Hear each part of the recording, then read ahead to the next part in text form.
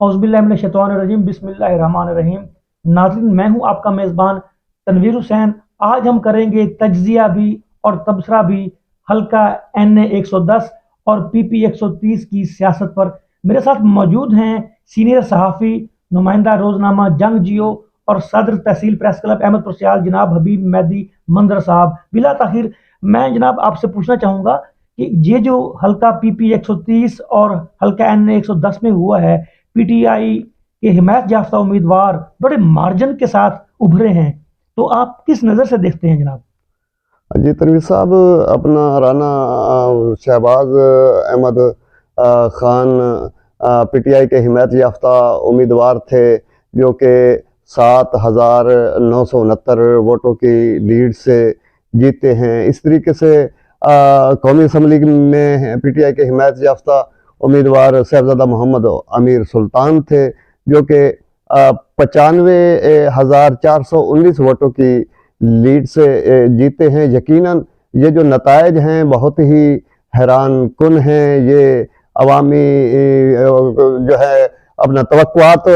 से के बरअक्स ये नताइज सामने आए हैं। इसमें जो सबसे बड़ी वजह है वो एक तो कैदी नंबर 804 इमरान खान का वोट है, PTI का वोट है। PTI की से जो नौजवानों को एक मोहब्बत,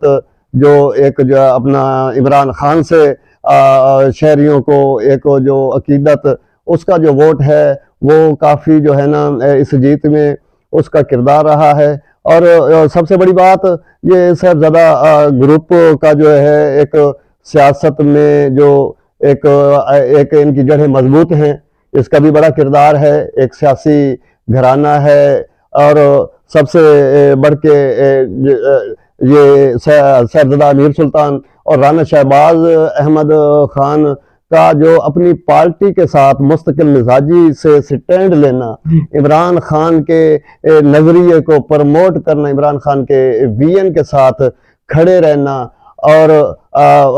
जितनी भी अपना जो है मुश्किल हालात आए हैं पार्टी के साथ, इन दोनों उम्मीदवारों ने साबित कदमी के साथ वफादारी का मुज़ाहरा किया है। अपना राना शहबाज अहमद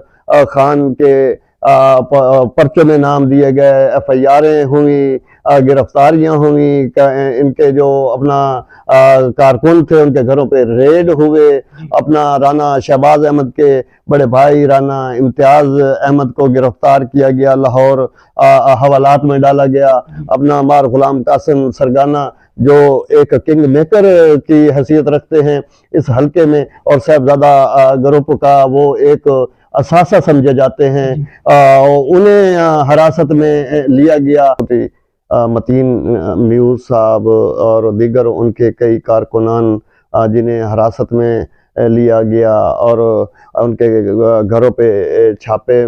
मारे गए। इलेक्शन कैंपेन के दौरान उनकी रैलियों को मुंतशिर किया गया, और जहाँ पे उनका कोई कार्नर मीटिंग होती थी तो राना शहबाज के पहुंचने से पहले, अमीर सुल्तान के पहुंचने से पहले वहां पर पुलिस के डाले देखे बयान किए जाते रहे हैं। तो एक तो PTI का जो मोहब्बत का वोट था वो जो है राना शहबाज को और साहिबजादा अमीर सुल्तान की कामयाबी में उसने किरदार अदा किया है। दूसरा, ये जो रियासती मशीनरी नून लीग के मुबैना ज़राए के मुताबिक अपना PTI के हिमायत याफ्ता उम्मीदवारों के कारकुनों में मायूसी फैलाने के लिए सरकारी मशीनरी का इस्तेमाल किया गया, तो एक नफरत का जो वोट पैदा हुआ है नून लीग के हवाले से, वो नफरत का वोट नून लीग के हवाले से उसने भी अपना PTI के उम्मीदवारों को जितवाने में बहुत अहम किरदार अदा किया है। ये सारे फैक्टर इनका बगौर जायजा लिया जाए तो ये सारे फैक्टर इनकी वजह से साहिबजादा अमीर सुल्तान और राना शहबाज अहमद खान इतने बड़े मार्जिन के साथ कामयाब हुए हैं। हबीब साहब, आपकी सहाफत का निचोड़ क्या है? असर ये है कि तनवीर साहब, अपना जो सहाफत होती है उसका सबसे जो पहला असूल है वो ये है कि खबर को अपना मोतबर ज़राए के साथ, सच्चाई के साथ, और जो خبر کی روح ہے اس کے مطابق اس کو عوام تک پہنچایا جائے، اور اس میں جو ایک رپورٹر ہے اس میں کوئی ذاتی رائے یا پسند یا ناپسند وہ نہیں ہونی چاہیے، اور رپورٹر کو یہ نہیں دیکھنا چاہیے کہ میری یہ جو خبر ہے یہ جب جو ہے ایک معاشرے میں لوگوں کے لیے آگاہی کا سبب بنے گی تو اس خبر کی وجہ سے اگر کسی کے مفادات کو نقصان پہنچتا ہے، وہ اس خبر کی وجہ سے وہ میرے اپنا خلاف جائیں گے، یا کچھ جو ہے نا وہ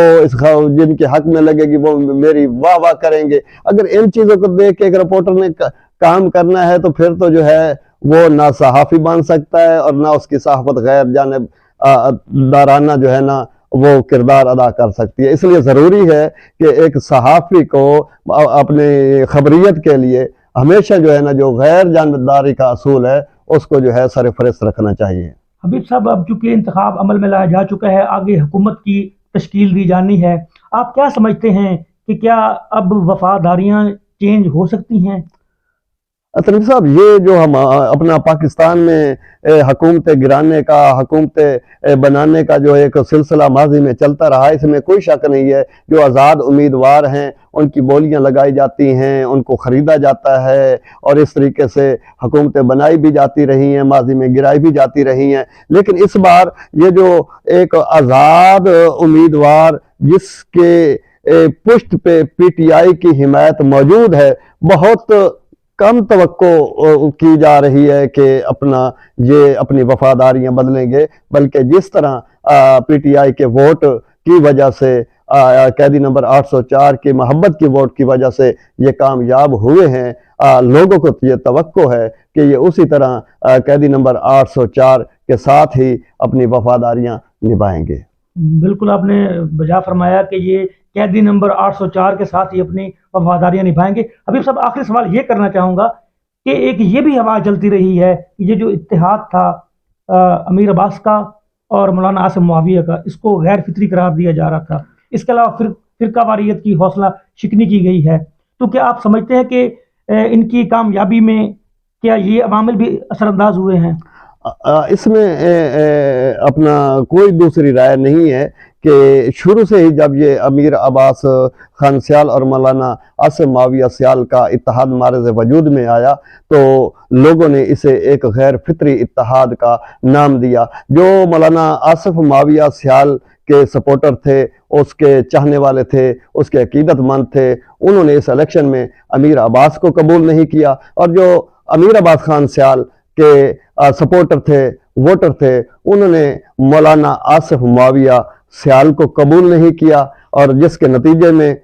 پی ٹی آئی کے حمایت یافتہ امیدوار کامیاب ہوئے ہیں، اور ان دونوں کے ووٹروں نے ایک دوسرے کو ناکام کر کے ثابت کر دیا۔ جی بالکل، آپ نے حبیب مہدی منظر صاحب کا ایک تجزیہ سنا، اور انہوں نے بے لاگ اور غیر جانبدارانہ جو تجزیہ تھا، جو ان کے تجربات تھے، جو ان کے مشاہدات تھے، ان کی روشنی میں انہوں نے پیش کیا ہے، تو امید کرتا ہوں کہ آپ کو یہ بہت پسند آئے گا، اور آئندہ بھی ہم اس طرح کے سیاسی تجزیے، تبصرے اور معلومات آپ تک پہنچاتے رہیں گے۔ اس کے ساتھ ہی اپنے میزبان تنویر حسین کو اور حبیب مہدی کو اور ہمارے تیسرے ساتھی جناب ملک محمد عمران بھٹا صاحب کو اجازت دیجیے۔ اللہ حافظ۔